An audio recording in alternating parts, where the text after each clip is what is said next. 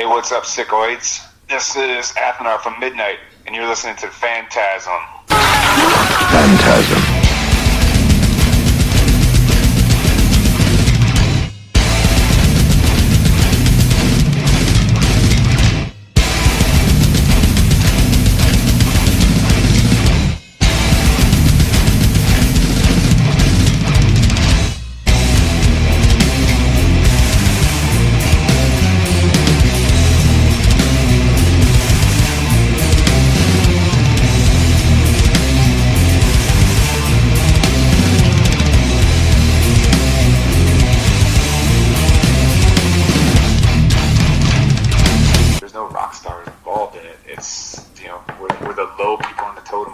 Right, exactly. So if you're going to think you're hot shit, being the scum of the earth as looked upon, then hey, it's I think with so many things, just kind of jump into this here, but it's I'm in my 40s. I grew up in Florida. I was a death metal fan, and I got into black metal and stuff too. And I'm as old as some of those guys that are in those classic bands. And it's like, I think a lot of that scene's gotten watered down, and there's people out there that speak up. How old are you, if I can ask? Oh, please, yeah. I'm 47. I'll be 48 in August. Oh, okay. So yeah, we're at the same age. I just turned 48 last month. Okay. Well, to me. I'll give you a good example, just right off the hip here. It's something we can just kind of shoot into, and then we'll talk about this amazing record you're putting out. Chris Barnes took a bunch of shit recently, a guy that I love. Not a fan of all of his music, but I loved him when he was in Cannibal. But he took a lot of shit recently for basically saying that a lot of this new death metal stuff is watered down. Because it is. It's shit. I mean... Yeah. It is. It's not untrue. And I love him that he said that, and people love using that guy as a battering ram, and it's like, no, he's just telling you the truth, because it is. It's fucking watered down, this deathcore bullshit and all that crap. I can't deal with any of that crap. Yeah. I mean, there's still good underground. There is. Metal. But for the most part, that's on a lot of people's radar, it's either very... It's so subgenred, and it's just the term melodic death metal, to me, from our age, makes no sense at all. None. I mean, it's like okay, well, weren't we listening to death metal to get away from melody? Sure. It wasn't supposed to be like sure. Blah, blah, blah, blah. It was like we wanted autopsy, we wanted possessed, and yes, and death, and morbid angel. It wasn't supposed to be melodic death metal. It sounds as ridiculous as like extreme jazz, right? It's something like that. Yeah. Well, to me, personally. the thing that bothered me, and I don't know if you, again, us being in similar in age, where this is the stretched out earlobes, the deathcore, that thing is so stupid. I'm completely ignorant to that. So and thank God for bands like Deicide for still existing, and Malevolent Creation, and stuff that I still feel has balls. Like to me, there's nothing supposed to be safe about black metal or death metal, or rock and roll. No, I think it's gotten way too PC, and it's gotten way too safe, and that was never what attracted. I remember getting the first Deicide album when I was in high school on cassette, and like, it scared the hell out of me the first time I listened to that thing. I was like, what is this? This is wild. And I must have listened to it a million times. And, growing up in Florida, I was like, this is really cool. And I went to see them on the Legion tour, and I remember it scaring me half to death. I was like, what is this? This is, and then you've got the black metal scene, like Mayhem and those cats. And I was like, what is this? And they hate this stuff. They're into their old thing. So that was cool. That is wimpy. That's wimpy. Right. And I loved it. So I just kept, and now, I think and whoever it is, it doesn't matter. I used Chris Barnes as an example, but because I think the guy's, I think he's underrated. I prefer Cannibal with him in it. Sorry, that's just my thing. I know George, he's a cool dude, but I prefer Barnes' era Cannibal Corpse because it had balls. And I think when you get away from that, he was their lyricist too. It's like It's also his name. It was his name of his band, you know. Like people want to stone that guy, but it's like, well, aren't you just kind of? It's like going to see Kiss now. It's kind of stupid, you know. Yeah. But again, I think stuff has just gotten so safe, you know, and it's a shame that's where we're at with music. In my opinion, it's embarrassing.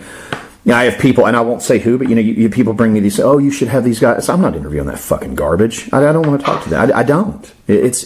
I can't. I know they're young and stuff, and that's fine, but they don't even get it. It's like, and there are some underground, newer, younger death metal bands that get it. There are, but it's few and far between, and it's just the generational gap that's happening, man. I mean, it's you know, just like with you know, our parents' type of music, that's what it is now. And some of the stuff that, like, even, you know, what they called rock and roll wasn't what we called rock and roll. Right. And it's the same thing. It's like what we thought of death metal is not what a current 19-year-old kid thinks is death metal. You know, it's so removed. It's just, and I don't even, you know, I can't even relate to any of it. I guess I told someone the other day, it's like life has just kind of passed me by. I think I'm just kind of in my own realm with stuff. I mean, I listen to. Man, I'm right there with you. I'm talking to you right now on a flip phone, and I don't. Right. I'm in my own bubble, man. I'm not really. You know, I'm not an Instagrammer and all. I'm not either. Shit. Yeah, it's. I don't, and I think there's something unnatural about you know, I use social media, Facebook or whatnot, to stay in touch with people I know, but as far as like meeting people on it and all this, I don't understand it. It's such a foreign concept to me. Yeah. It's a bizarre thing. It's unnatural. It's somewhat. I mean, people will make the argument that it's the new pen pal, you know, tape trading type of thing. Sure. And there is some truth to that.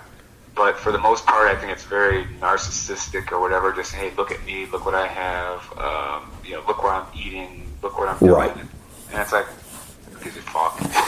It is. It is, and that's where we're at with everything. Everyone's opinion matters, and everything's safe. And if you don't agree with the majority, then you're canceled out. And it's ridiculous. I mean, it's the one thing.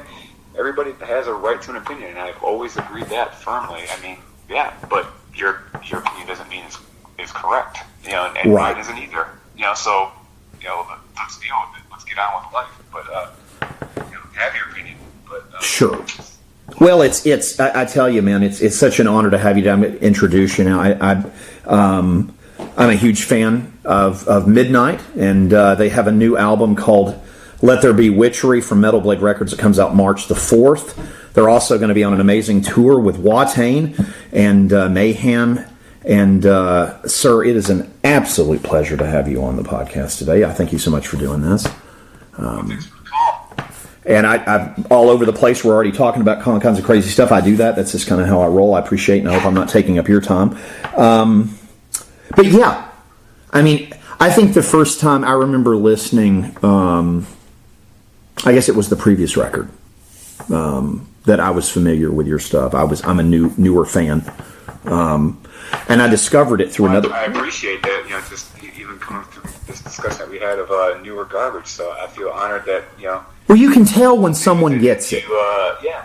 I think when there's a thing. I had I cannot think of the gentleman's name right now to save my life. The gentleman from Repulsion.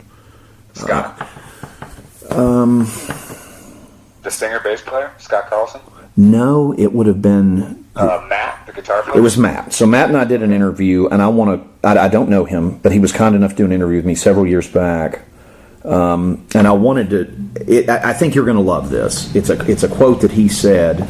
We were talking about similar stuff, and he goes, "You cannot mimic something unless you actually grew up with it." Yeah. And I think there's truth to that. I think there's people.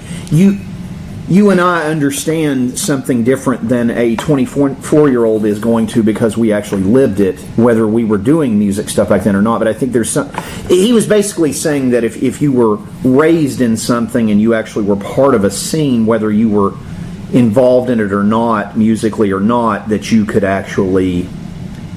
can still achieve creativity drawing from that. Whereas someone trying to just recreate something like that, they can do it, but it just sounds processed.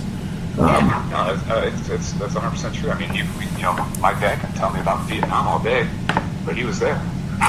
So was my Uncle Dallas and my Uncle Cliff. I never met my Uncle Cliff. He died in Vietnam, but my Uncle Dallas served there. So awesome to your dad too for that too. That's cool. But that's the same thing. I mean, it's like, yeah, you can describe it all you want, but until you're there, sure.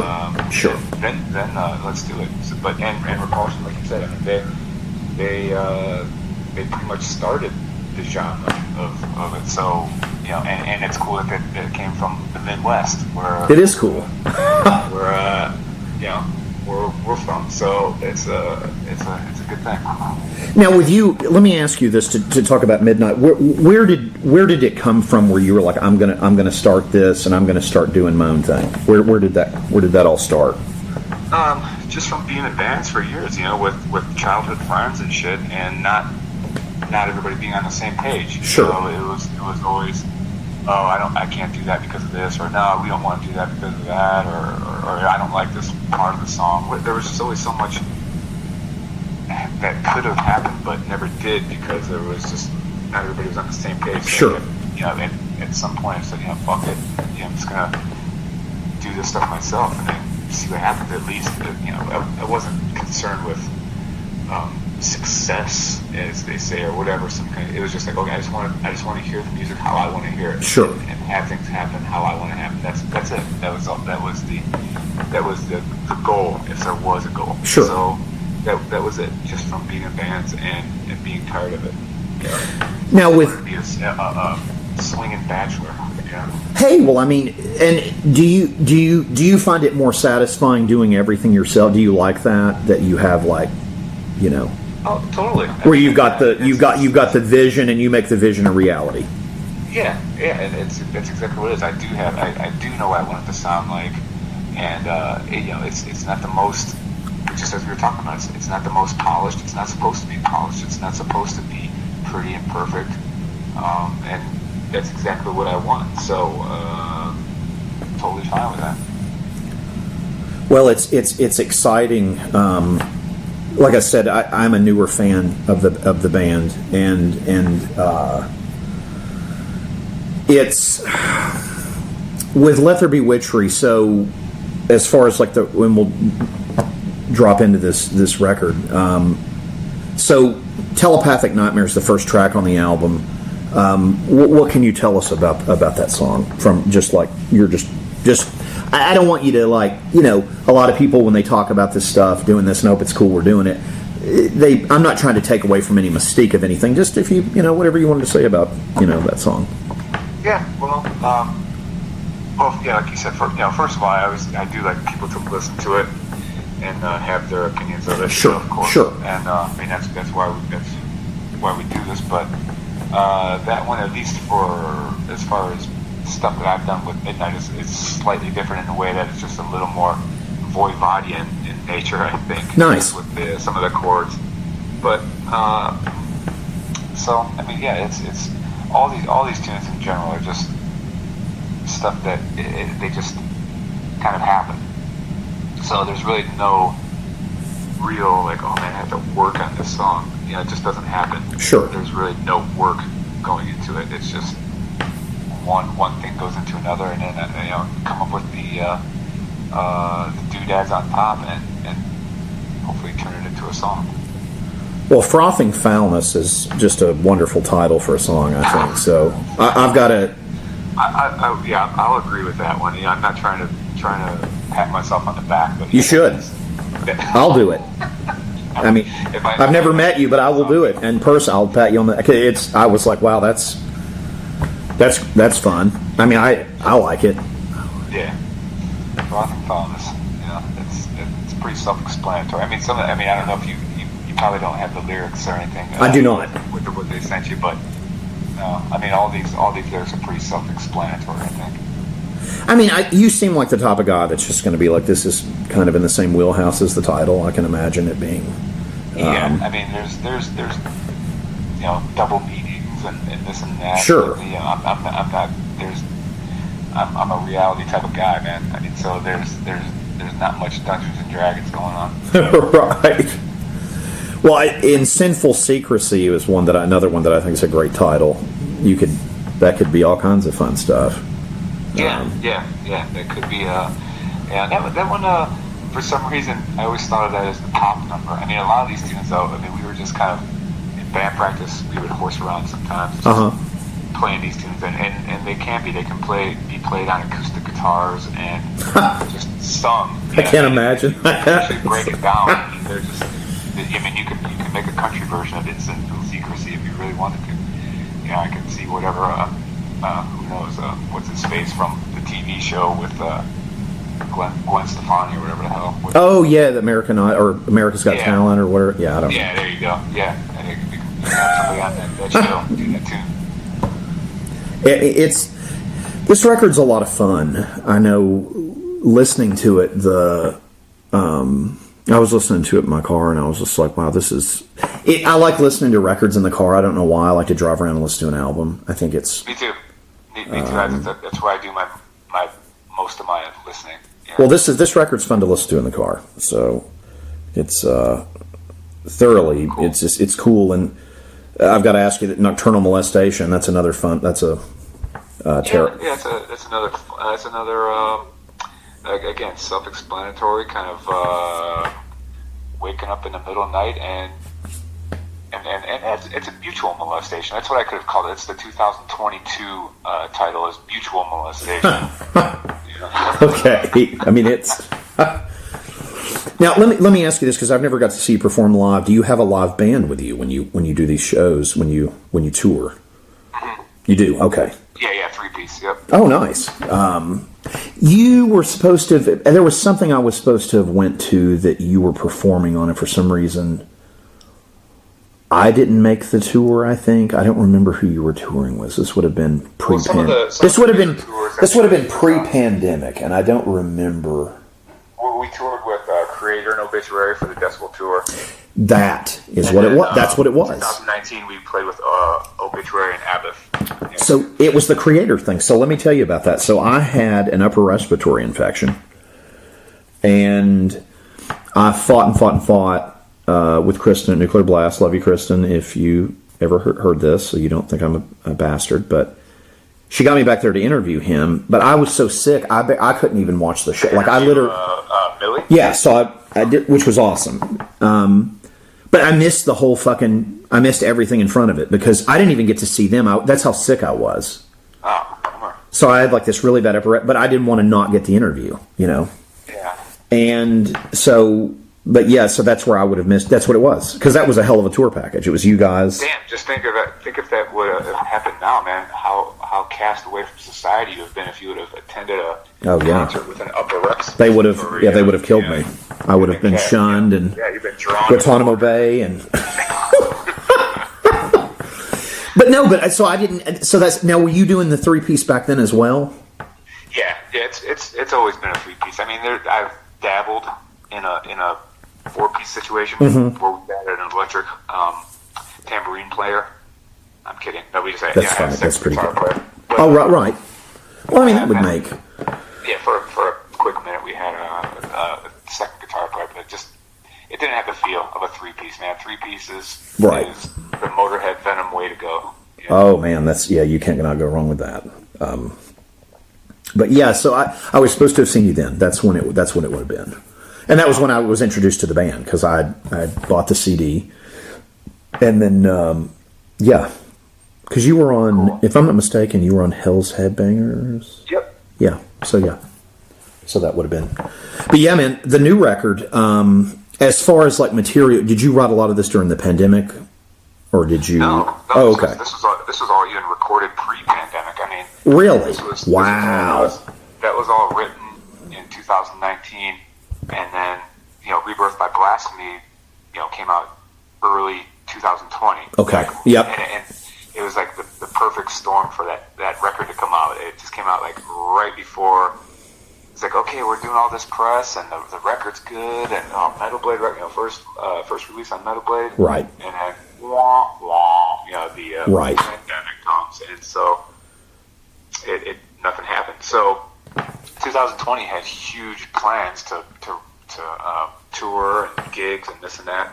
So I wanted to record this album, Let There Be Witchery, before all that shit happened, because I knew at least I thought I wouldn't have time in 2020 to record it. So I recorded it in January 2020, and so it's been done since then. Wow. So this is your second release with Metal Blade? Yep. Okay. I'm missing a record. I'm going to have to go get that, because I buy everything still on CD. So I'm stoned by all my hipster friends because it's not on vinyl. And then I'm also stoned. I'm a record nut too. I've been a record nut since I was a kid. I think records are cool. I can't fucking afford them. I can't afford them. Yeah, that's the thing, though, man. Me and my buddies kind of joke about it. It's like, fuck, man. Remember, like, buying, that sounds like an old buzzard, but, like, remember back in the days you can buy a 7. It's the truth. It's the truth. Now it's like, well, A, it's tough to find it in a store. It is. B, so you have to buy it online, so you have to pay shipping and tax and stuff. So you're minimally paying $24.99 start rate. Then there's $6 for shipping, and then $2 tax. So you're paying like $32, whatever, $33 for a record. Yep. For a single LP. Yeah, it's. Well, I don't have. I'm a big comic book collector. I'm a huge nerd. I have collected comics for years. I've graded comics and all this. I don't know how much you know about comics, but I'm a big comic nut. So to do vinyl too, I would have nowhere to live. I would be sleeping on my stuff. So it's, okay, yeah, you got to pick your poison. I got comic book boxes everywhere, but no, I mean, I like and I love. I saw you were doing all these different like versions of the vinyl of the new album with Metal Blade, which is cool. I love. I think vinyl's cool as shit. I don't have a nice stereo, and I still rock CDs in the car, so it's just easier for me to get it that way. And I don't do anything digitally. I mean, when I have to with these releases stuff, like before obviously this is digital. They didn't send me. I wish it was a thing back in the day. They sent me the promo when we first. Even 5 years ago, Nuclear Blast used to send me, promos, which was awesome. I loved getting physical copies of stuff. I thought that was the shit, but because I didn't sell, I kept the stuff. I'm a huge fan. It's like just saved me from having to. But I love buying, support the band or whatever. Go to the show, buy a hoodie, whatever. I like to do that too. But yeah, the new record. So as far as like album art, do you do that as well, or do you have an artist you work with, or is that different every album? Yeah, it's always been the same guy. He's like my Derek Riggs type guy. He's done all the covers since the first album. Really, that's awesome. So I like his style. It's unpleasant and it's not perfect and it's unique. I think to it is heavy metal covers. It's not your standard gore cover. It's not your standard goats fucking nuns and sure. Cover. It's like so it's got its own thing, I think. Well, it's interesting. When I had when the first record that I had listened to, I remember because I heard it obviously digitally first, and I want to go buy this, and I get off Amazon or whatever. But it's funny because, and I don't know if you go through this, man. Finding physical media of certain bands is hard as hell. Like. If you don't go to like indie merch, which I noticed a lot of your stuff, you guys get the Metal Blade through the indie merch, so you can get a lot of cool stuff of Midnight's off there, guys. You guys are listening, you can go get that stuff off there physically. And I have to go there sometimes because you can't fucking find it. Yeah. Like I'm a big King Diamond and Merciful Fate fan, and they put all these like mini LP reissues of all his classic stuff out last year. I bought every fucking bit of it. Yeah. But I got it off. I ended up getting it off of. Indie merch because Amazon didn't have any of it, and I was like, okay, well that's fucked up because you think they would have it, and they've gotten rid of like all record stores. Like I used to go in a place, I don't know if you've ever been in a Hastings before, but I used to spend a fucking fortune in that place. Hastings in Florida? Yeah, well they're all over. They're out of Texas. Do you remember them? Have you ever been in one before? I mean, they're gone now. They're all out of business. But yeah, no, I mean, like the more like the smaller chains up here we had were Peaches and Camelot. Oh, okay. And those kind of things. Well, Hastings was huge. It was like the size of a Blockbuster, and they had music, and then I could buy my like Blu-rays there. I could buy DVDs, whatever. It was fucking cool. My comics. Oh, okay. And I loved it. And they went fucking B-rupt back in 2017. But I would get everything physically through them. So now I'm having to like it's you have to like pre-order all this stuff. If I don't, everything's like online. A lot of the times I like to go to shows. Bands have stuff with them on tour, so that's always great too. That's right. It was, I'm a sneaker into shows. That's what I've done for my whole life. That's how I get my kicks. Trying to figure out how to sneak into gigs. Sure. But then I buy. I'm a merch buyer, so I got shirts galore, records galore, all that kind of stuff. Yeah, that's same. Yeah, I'm a merch buyer. Well, it's weird with a lot of stuff because a lot of times, being in Florida, a lot of the tours I'll end up they don't either come near me where I'm at, or they end up where if I travel to, by the time I catch them, they're out of stuff. It sucks, but I always try to support when I can, and they buy a lot of stuff online, and especially during the pandemic, like people's like big cartel stores and all that, stuff. Hopefully that helps the bands too. Because I know the last time that I had spoke with, oh gosh, I can't think of his name. One of the guitarists from Mayhem, he was saying that, when that tour, the tour they had planned, I guess it's this one, is it not? Was it not this tour? Yeah. He said that it really hurt them, like merch-wise. They had all this stuff printed up and... and it just sucks, and I hate that for any band. We did the same. I mean, we like I said, we were supposed to leave. We had our shirts shipped to us like 3 days before we were about to go out, and then that's when it was like March, whatever the hell, on St. Patrick's Day. Then there was like, world shutdown. So okay, well, we got hundreds of shirts here, but whatever. I mean, there could be worse things in the world that happen. So. Well, I mean, I'm glad this tour's finally happening. You've got to be excited about that. I mean, that's... Yeah, like I said, I'll believe it when my foot's on the stage. Right. It's funny. A lot of the times, my mom is from Atlanta, so I would always go to, Masquerade or whatever. That's where I was my go-to place growing up to see stuff. Cool. So that, And the old place that they closed down, it was haunted. I've heard all kinds of crazy stories about that. I've heard some stuff about that place too, yeah. Dude, I mean, I've heard some really crazy stuff about that because people tell me it was haunted and all kind. And I mean, like honest conversations where they were like, "Oh no, there's some weird shit that's happening here, and I've seen some weird shit loading out of here," and it's bizarre. But you guys are doing like the whole trek. Are you all? Are you planning when this tour's done? Are you going to be doing any of like the European festival stuff? Are you going to be doing anything like that of an international nature? Or? Yeah, it's the same kind of a situation as the last time. I mean, just summer and stuff, going to Europe and tour with Night Demon and European festivals and shit like that, and then coming back in fall to do some more U.S. gigs. So I mean, the plate is full. Now let's see if we can eat. I think it's great that. I think the tour package. This one's great. Wataine's great. Mayhem's. Oh God! Every time I've seen them, they were so good. I guess the last time I saw them, they were touring with Immolation, I think, and it was fabulous. Cool. It was just a really, really good show, and then it was interesting. It was cool to actually, because I think a lot of they're one of the only black metal bands that I think is actually I just think they're great. I don't know, they're just, that band's so much to have been through all the stuff they've been through, and and just everything else. And I never got to see them obviously back in the day. It was all us being similar in age, it's like stuff you just, I had to watch on fucking. The first time I saw them, I think it was, I think they played Milwaukee Metal Fest, maybe '97. Dude, you used to go to Milwaukee too? I did too. Yeah, I mean, I went there when Venom played their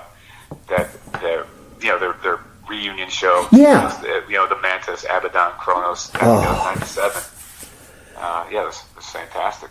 We had Abaddon and Mantis on a few years ago when they were touring with Goat Horror, and back in 2017, I believe, when they were doing that. Toxicology. Those guys were the fucking... Yeah, those guys were so cool, man. I could not believe I got to meet them. They were so nice.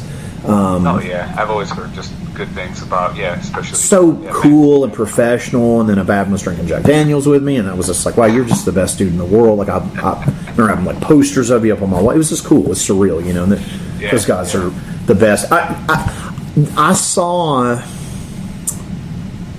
the version without them, I guess in the early 90s at a club in Tampa, which would have just been with just the vocalist or whatever when it was just Venom. You know. With Demolition Man in the early 90s in the States? No. This would have been with the original vocalist, you know, that Venom. The Kronos? Yeah. And I'm wanting to say it was either late 80s or early 90s when he... Because I used to work at a bar that had, when I was at my late teens, and we had a lot of cover bands in there. Yeah. And I was under the impression it was a cover band, and it was Venom, but it just no Mantis or Abaddon. It was just Kronos. And they had played at some thing in Mexico, and we had them in there. It's just, I have to say, I've got a bunch of pictures of it. It's funny with me with him. Interesting. This was like 90 or 91. Because my best friend worked at a Crystal. It's funny because he came to the show, and it was like I have like pictures of all of us. It was just funny. It was really weird. Maybe it was he? Because at that point I think he was doing the Kronos solo band. That is exactly what it was. Oh wow, interesting. Yeah, but you'll get a kick out of it. I can send them to you. I've got a bunch of pictures. Well, I think it was just by default because he was flying back to England out of Florida or wherever he lived. Wow. So he played this cover bar. Like this, but we didn't even have bands in there. It was like all cover bands. Like, you know. Oh, wow. That'd be cool. Yeah, it was. It was really weird, and it was really bizarre when they did it because I was like, that's him. And they're like, yeah, that's... I was like, yeah, that... So when he got done playing, I was like, is it cool if I can... He's like, yeah, of course. And I had like a Subway poster of black metal, the black metal album, and he signed that for me, like this John S. Subway poster that I took from like a record store that I used to work at. Oh, but gas. yeah, so that was really cool. But the Mantis and Abaddon thing that we did a few years ago, that interview is actually, it's pretty cool. You should check it. It's pretty fun. They were just silly during the... It was very nice. Yeah, Those guys were so cool. Yeah. But no, it was... I mean, I thought it was a good bill too, like them and Goat Horror. I thought that was awesome. So that was just... It was neat. But a lot of... It's kind of like, I think going back and listening to all that stuff, and, you know, I'm with you. I think Venom is such an important band. I just do. I think them and, you know, some of the new British heavy metal. I love Motorhead. You know, I was never a big Iron Maiden fan. Like, I like them. I think they're a great band, but I'm not. It's not really my thing. I was more into like Merciful Fate and King Diamond, and more Merciful Fate than King Diamond. The King Diamond's something I got into like later, but I was. Yeah, definitely. Yeah, I love Merciful Fate. King Diamond was one of the second shows I saw in my life. Really? King Diamond in Trouble. Oh wow! Oh, that's awesome. Yeah. Yeah, I know that I'm trying to think. I saw him on... The first time I saw him was Conspiracy. Okay. Yep, I saw that tour too. And I don't remember who they were... Do you remember who they were touring with? I do not. I want to say it was Crimson... I want to say it was Crimson Glory. It was somebody weird. It was like a label-mate band. I just thought it was fucking weird. I'm not sure. I mean, Crimson Glory is Florida too. They are, yep, they are. They're like regional things with them down there, but yeah, I can't recall. Now, as far as when you started doing Midnight, where did you come up with the name from, and the inspiration behind that? Well, it was just to keep it simple. I mean, that's always been the goal. It was simplicity. I didn't want to have a name like like the Bastard Sons of the Raging Fire. Right. It's like, okay, well, how do you get that on a t-shirt? But I just wanted something chanting. Right. Midnight, something to people. It's good. And so that's what it was. It's simple, and it might not make sense if you just Google it. Google the band Midnight. You can't. It's maybe a little tough to do, but it's simple. It's perfect. It really is. I think for your sound, it's it's old school too. It's got the nice little. Yeah, as I sound like a grandpa saying that, but I am. So it's like but it sounds like something that I would have bought thumbing through vinyl or cassettes at a record bar when I was in my teens. So it's that's exactly what it was. I mean, there's really no influence past 1984. If you listen to the stuff, there's no thrash beats. There's no typical like a Slayer type thrash beat. It's all just that the fast it goes up the general speed metal beat. Sure. So so it's pretty steeped 1984 and before, I guess. Let me ask you this. I'm just curious, because I'm a fan. I'm not saying that you are. I'm curious if you are, but being into Venom and Merciful Fate and stuff like that, were you a Wasp fan at all growing up? Yeah. Oh yeah, of course. Me too, man. I hope that tour happens that they're planning. I would love to get to see them again. Although seeing them now without, to me, you got to have Chris too. But I don't know. I'm just biased that way. I remember seeing them as a kid open for Kiss, and they blew Kiss off the fucking stage, and I was a huge Kiss fan. Oh yeah, I'm a Kiss lover too. That was that would have probably been '84, I think. That's it, man. That's it. They had their heads on the stakes on the stage. It was the Last Command tour, and I'm telling you, I've been a fan. Maybe it's a little bit after that, Ben. So what? Because I don't know. Did you see it in Florida? I did. Okay, so maybe that was this Kiss on the Asylum tour. Was Kiss touring for Asylum on that one? It was. Okay, so maybe 85, 86, something. Yeah, because they were already talking about Inside the Electric Circus when I saw them.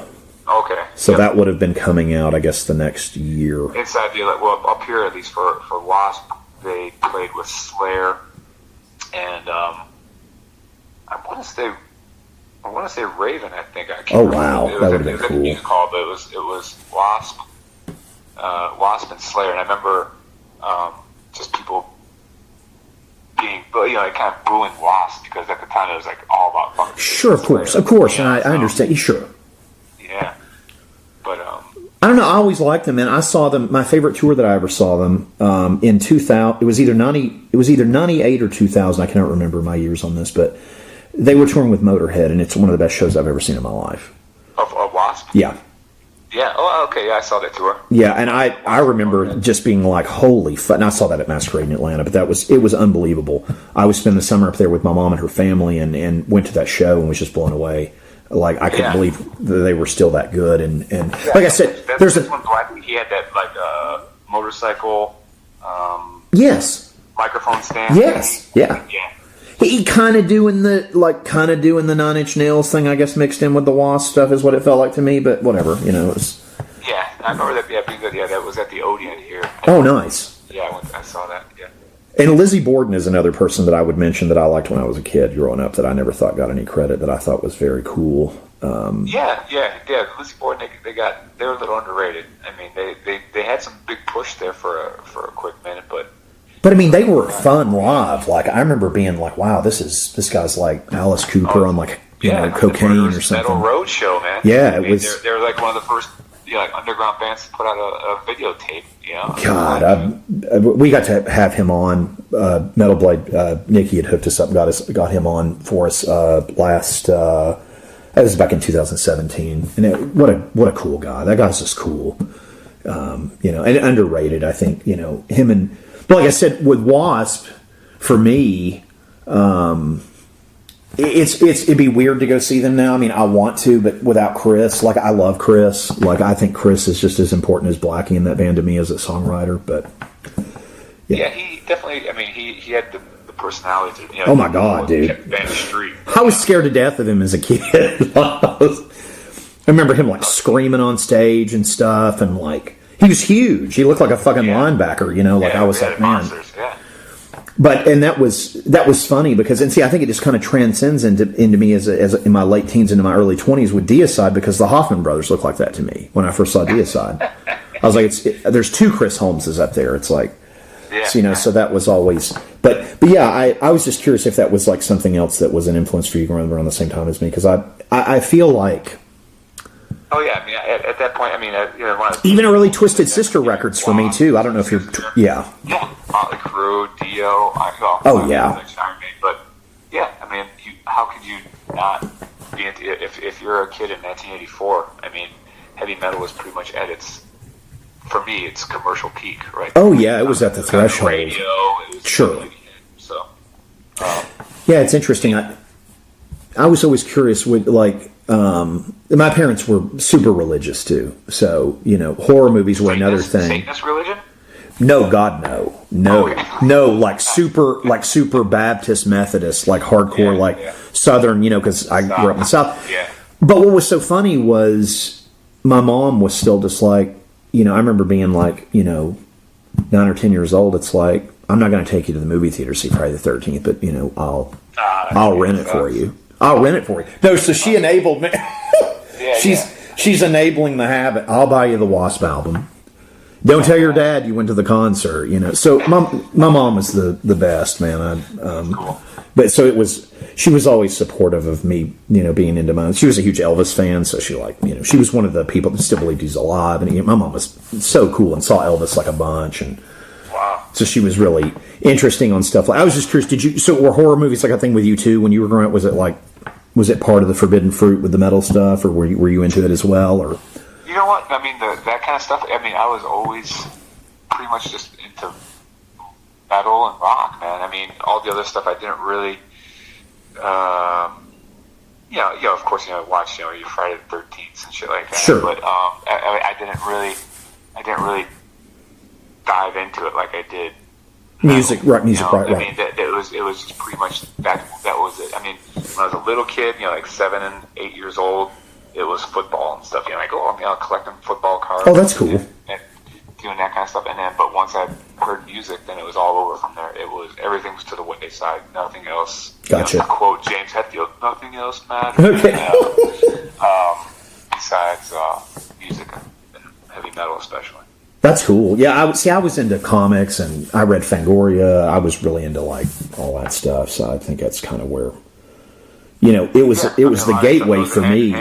Yeah, I think so. I mean, that's kind of what we did this podcast. It's supposed to be both, but it's funny because I was just curious if that was something that you were ever into. I'll tell you how much I was into it. I actually, I wanted at one time to go into a special makeup effects thing and do that for a living, but I never did. But, oh wow.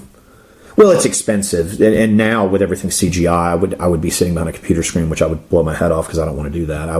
I'm more of a practical effects person. Man. Yeah, that's way better, of course. So, but it's, I mean, there are still people that use practical effects. There's a lot of, I don't know if you've watched it, I'm not saying it's the greatest movie in the world, but that last Halloween movie that came out, that Halloween Kills thing, there's a lot of really cool practical effects in that movie.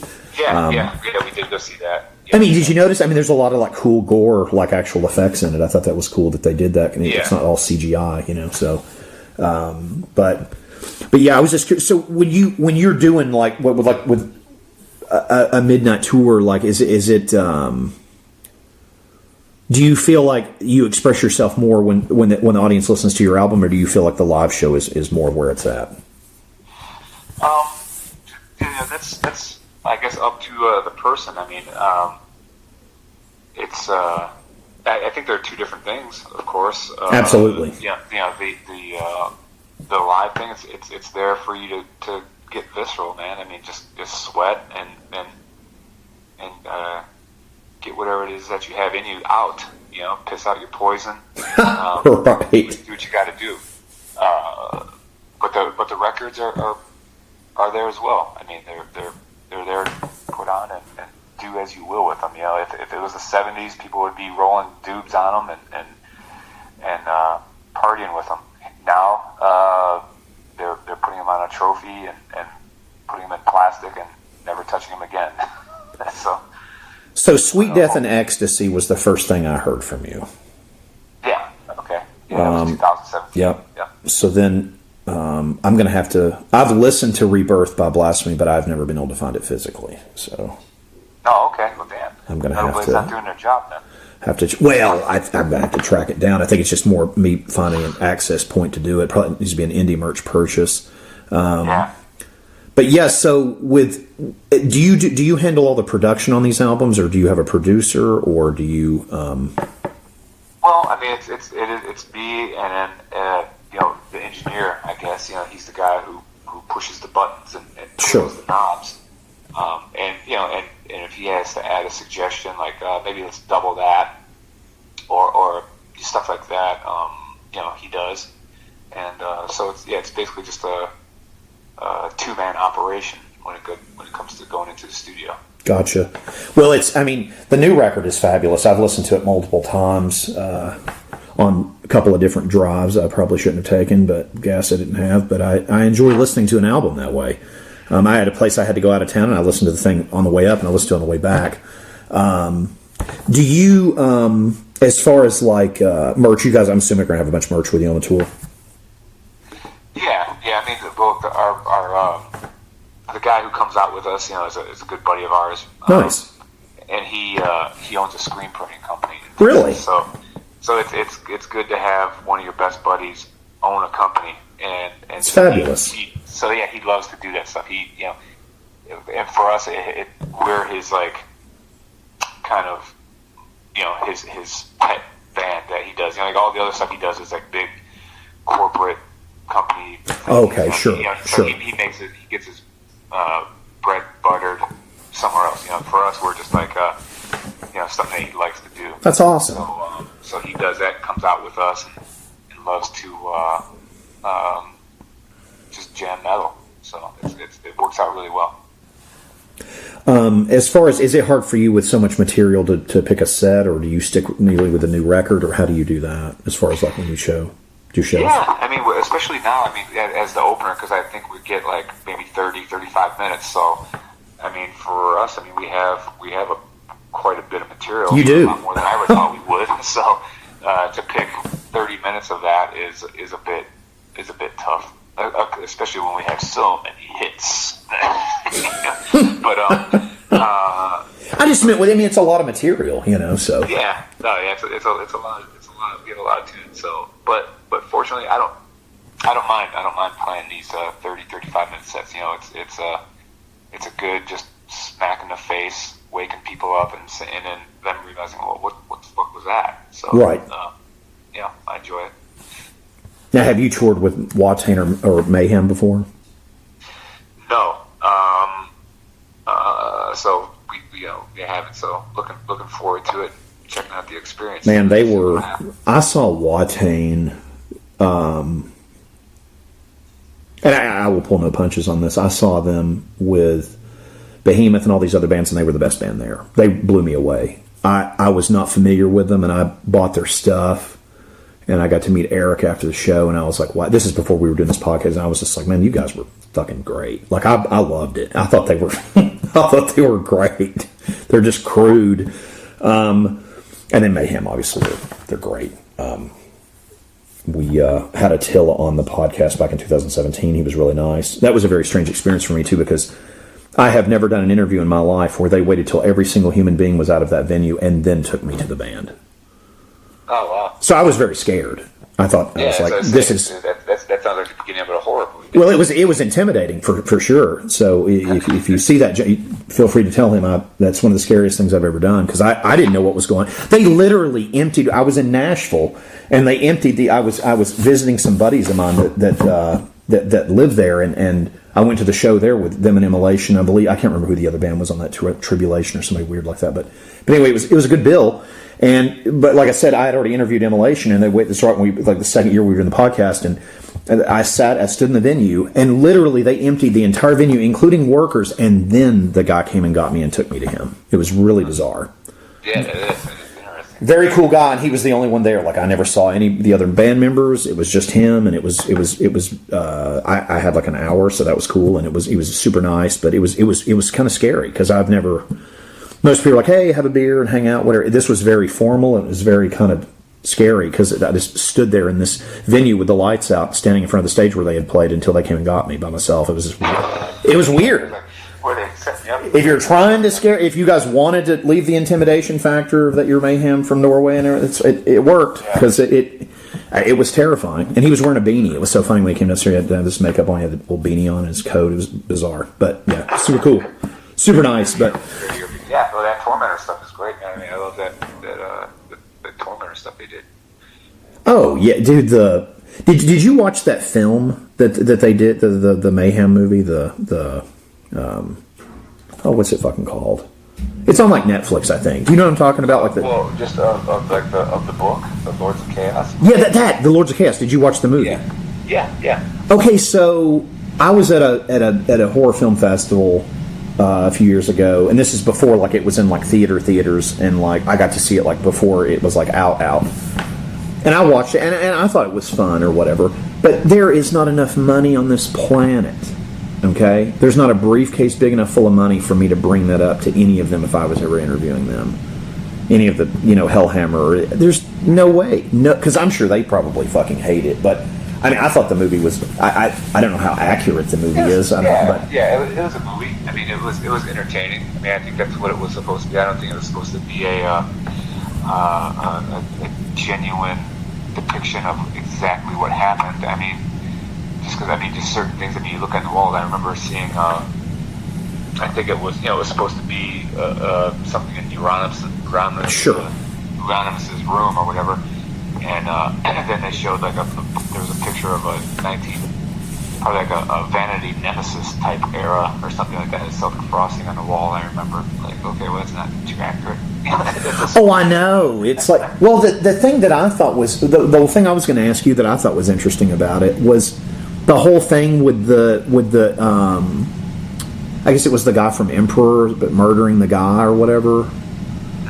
That whole thing, I don't know how much of that stuff's real and it is, and the church burning stuff. I'm not an aficionado on that, so Yeah. But it's one of those things where there is not enough money in a briefcase at someone, because I had someone be like, "Oh, well, if you ever you should ask Necro." I was like, there's no. I've seen him. I've stood about 20 feet from him, and I'm like, I didn't even want to ask him for a photo. There's no fucking way if I ever got to interview that guy that I would ever fucking ask him about that. No. Because I know what the answer is going to be. I don't even want to. Even though what's weird about that film, and correct me if I'm wrong on this, I believe the guy that directed it used to be in fucking Bathory. Oh, I don't know. Yeah. That's a good question. No, seriously, it is.